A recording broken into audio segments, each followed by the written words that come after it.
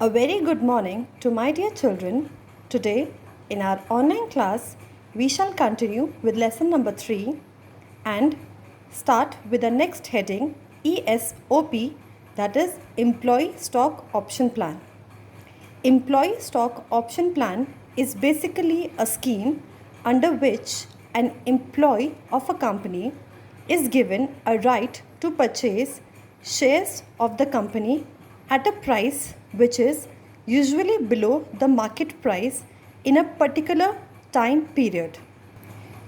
These shares are not issued to everyone. It is basically issued to those employees who fulfill certain conditions like minimum period of service. Payment by the employees can be done in two ways.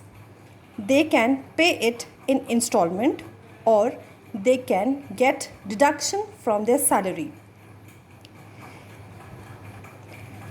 What are the advantages of issuing shares to the existing employees? First, it helps company to retain efficient employees, and from the employees' point of view, when the market price of share rises, they can sell it and get good money back. What are the demerits of issuing shares to the existing employees? First, this scheme can be used only by profit making companies, and this scheme also lacks transparency. Our next heading is Sweet Equity Shares. These shares are issued by a company to employees or directors of the company at a discount or for a consideration other than cash, for providing know-how or making available intellectual property rights. Conditions which a company has to fulfill for issue of sweet equity shares are: first, it should be authorized by a resolution passed by a company in the general meeting, and they must be of a class of shares already issued by the company. Purpose behind the issue of sweet equity share is basically to retain talent in the company. Employees can either reject these shares, or in place of shares they can get remuneration in cash.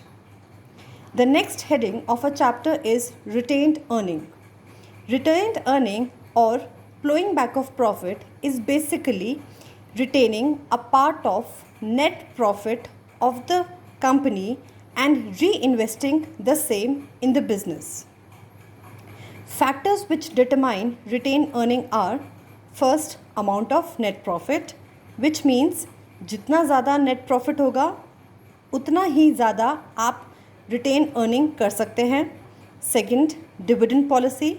If a company follows liberal dividend policy, then amount of retained earning is comparatively low. Third, age of the company. Generally, retained earning is not preferred by a new company because they wish to distribute the profit among its shareholders by gaining their trust. And last, future plans. In case if a company has any plan for modernization or expansion, then it would like to retain earnings. What are the merits of retaining profits? Firstly, it is a convenient method because it does not involve much legal formalities or any negotiation. Second, it is economical because no return or any fixed obligation in the form of dividend or interest has to be paid. Third, financial structure of the company is flexible, as in that there is no charge on the assets of the company. Thus, company can use these assets in raising loans from some other source. Second, freedom of management.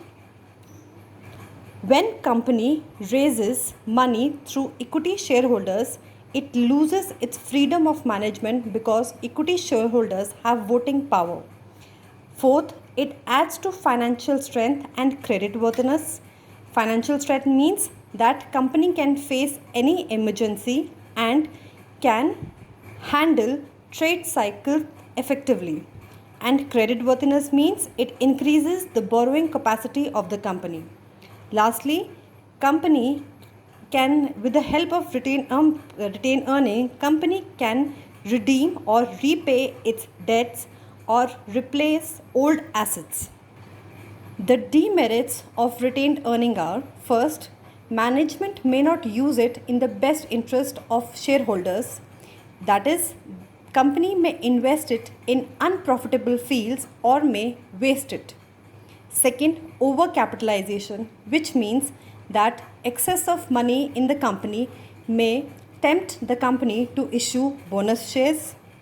Third, it may be used to manipulate share prices on stock exchange. Fourth, it may create dissatisfaction among shareholders because they get low dividends. Fifth, it leads to monopoly concentration and economy power in the hands of few people. Sixth, retained earning is not a reliable source because profit differs from one year to another. And last, it also leads to unbalanced industrial growth because profit that can be invested somewhere else are reinvested in the same industry, which hinders the growth of the industry. Thank you.